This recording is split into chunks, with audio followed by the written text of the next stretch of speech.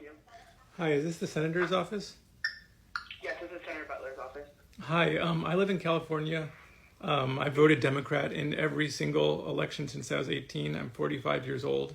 Across the down the list, everything Democrat.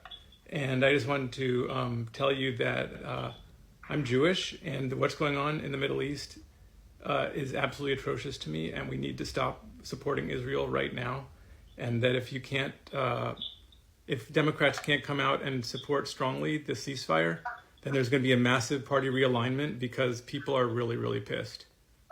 And I would just vote green. I would just switch to green. Like, I just can't support Democrats anymore because you're not doing it right. Okay. Well, thank you for your comment. I'm more than happy to pass that along. Can I just get your zip code, please? 94705. Okay, great. Thank you again for your call, and I'm more than happy to pass that along. Thank you very much. Bye. You're welcome. Have a good day. This was a few days ago. I'm a little late to it, but this motherfucker gave a press conference that went out at 8 a.m. New York time in English. In that press conference, he addressed the Gazan citizens, and this was about 3 days ago. And for reference, this was the morning after they turned off the internet in Gaza. Not only was it in English at 8 a.m. New York time, it was fucking immediately after they already turned off Gaza's internet. It was literally impossible for any of the people in Gaza. He urged the northern Gazans to flee south. He said, we're coming, the invasion's coming, get out of there, go south. How the fuck are they supposed to understand that if it's not in their language and they don't have internet? It is very obvious, cheap, wishy-washy, moronic propaganda to try to trick us into thinking that somehow their genocidal regime is okay and justified because they're giving a heads up before they obliterate citizens. Awesome. And in the same press conference, they claimed they had intel from Hamas, stating that Hamas is located under the biggest hospital in Gaza. You can already tell what they're trying to set themselves up for. It's the same thing they always set themselves up for. They're just doing it the other way around. Instead of bombing the hospital and then telling us why, they're preempting it. They're trying a new tactic out. It's really creative. It's really thoughtful of them. And then they went to show us a fucking graphic, an animated graphic of what it would look like in the hospital underground. They literally made up what they thought it looks like under the hospital. It's fucking insane. They're literally making shit up. That's all old news, but as of this morning, Israel carried out an airstrike against the largest refugee camp in all of Gaza. There are 50 confirmed deaths, and they're still sorting through the rubble to figure out how many more there are who are dead and injured. Sickening. It's fucking horrible. It's genocide. As of this airstrike, that makes 8,485 civilians dead. 8,485 human beings genocided at the hands of Israel. It is fucking sickening. It is despicable and disgusting. The world knows it. We know it. There's no excuse. There's no fucking forgiveness for this. Netanyahu needs to be put in prison for the rest of his life.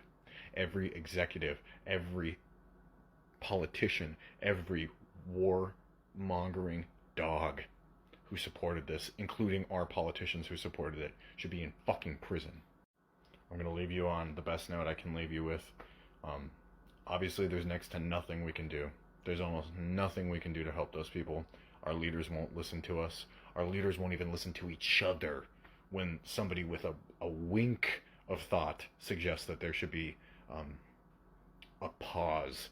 It's not even a fucking ceasefire. It's a pause that Democrats are asking for. That's how feckless and dickless and useless our politicians are.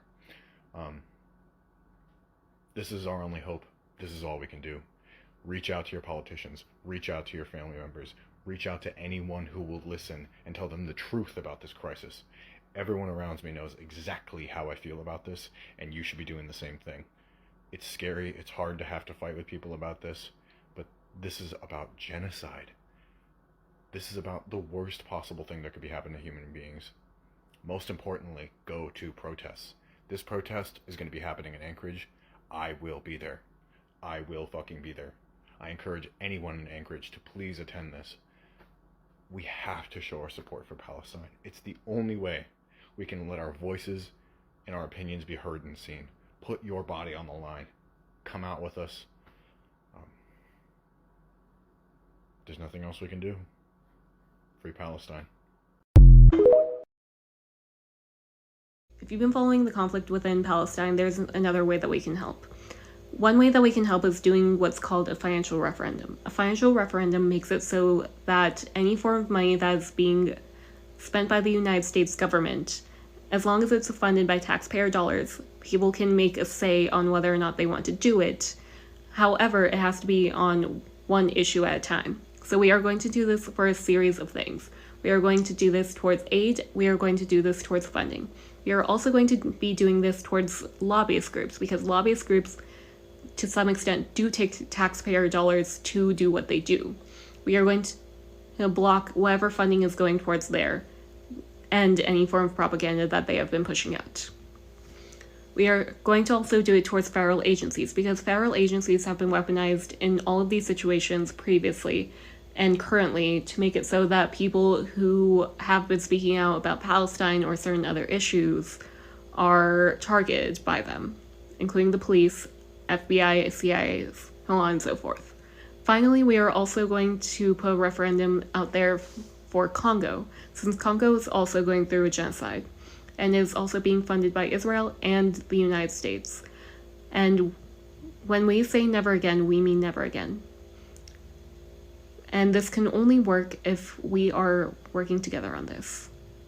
So please, let's comment, reshare, let's get this initiated so we can continue helping out the people of Palestine. So we wrote all the letters, made all the calls, went to the protests, and our politicians still did nothing. After the huge, massive turnout in Washington, D.C., on top of the protests happening at the same time, collectively in America, it was immense. And what did I hear Biden say? I just heard him complain about the icky, sticky red handprints on his walls. So what do we do now? The people in Tacoma have the right idea. The people who are finding legal and illegal ways to not pay their taxes have the right idea. The people boycotting and not purchasing from people donating to Israel have the right idea. American revolutions have to look different than other countries' revolutions because our police are funded and militarized much worse than most other countries. None of us, despite what any conservative who clutches their guns would think, none of us would stand a chance against our military. So we have to hit them where it hurts, in their wallet. We have to make it difficult for them to conduct business. We have to make ourselves an inconvenience. I am not an economic mastermind, but I am excited to see what Gen Z does, and I'm happy to follow the lead. They shut down a highway in San Francisco. Some guy says he lives 30 miles away from where they make white phosphorus. The potential is there. We can make everything difficult, and it doesn't have to be things that directly apply to Israel. We can just make the government inconvenienced everywhere we possibly can. And as far as this boycotting fatigue, knock that shit off. If you are so dependent on these companies that you have fatigue from not using them, you gotta diversify your shit a little bit more, okay? Every day we go without a ceasefire is another day's worth of casualties we could have prevented.